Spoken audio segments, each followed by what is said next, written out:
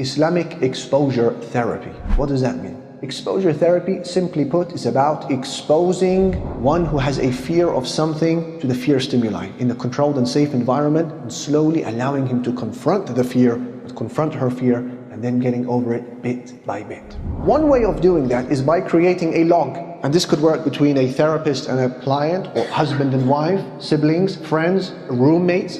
If one of them, for example, is struggling with wudu and they're repeating it over and over again, he is told to make wudu in front of the friend or your wife or your husband or the clinician. And you carry with you the log. And you take note of how long it takes to do wudu on a Monday, for example. And you write 15 minutes, 20 minutes. And the intention is that by next week, inshallah, a week today on Monday, we're going to make the wudu 10 minutes. And then the week after, 5 minutes, until you bring it back to a normal duration. That's one practical way of exposure therapy. Another way could be to strip the wudu from all of the extra sunan, all of the extras of wudu. So washing every limb that is needed, and 3 times, no, we don't do that. We suspend that for a moment. And we encourage him to do wudu once, without repeating it, without any of the extras, to confront the fear of doing it wrong. And you're only going to do wudu once, and once on each limb, not 3 times. And then when this is overcome, then we slowly reintroduce the other extra sunan of wudu. That's a second exposure type of therapy, as an example. A third very effective one is the idea of splashing some water on the private parts and the underwear after doing wudu, for those who fear that after every time they do wudu, there is urine that is coming out of their body. So they think to themselves, I have to renew my wudu.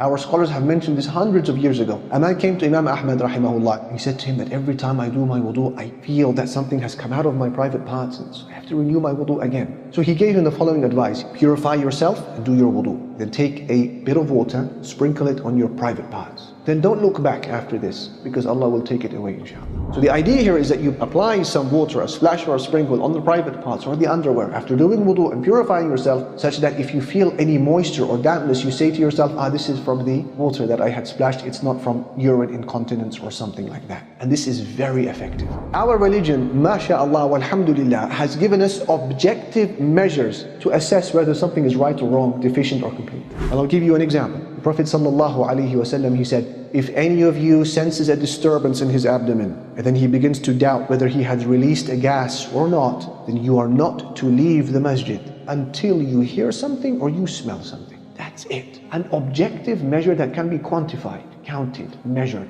Don't leave it to your imagination. I think and perhaps and I perceive and I assume. Clear. You don't leave the masjid. Don't leave your salah. Your wudu is intact unless you are able to hear something or smell something. Another hadith. There is no wudu to be done except by way of sound or a smell. Clear. Objective. What about when you doubt your salah? Did I pray 3? Did I pray 4? There is an objective measure here. You don't have to worry about it or leave it to assumption. The hadith says, if one of you doubts in his prayer and you forget how many you prayed, 3 or 4, he should cast aside the doubt and build upon what you are certain. Then pray 2 prostrations of forgetfulness before you give the salam. If you'd actually prayed 5 units when it should be 4, it's okay. Those 2 prostrations will fix it. And if your prayer was complete and you'd made a mistake in thinking that you'd made a mistake, then those 2 prostrations of forgetfulness will just be there to disgrace the shaitan. Win-win situation. So he said what? Build upon what is certain. So if you are praying dhuhr and you doubt, did I do 4 or 3? What's certain? 3. So you build upon 3.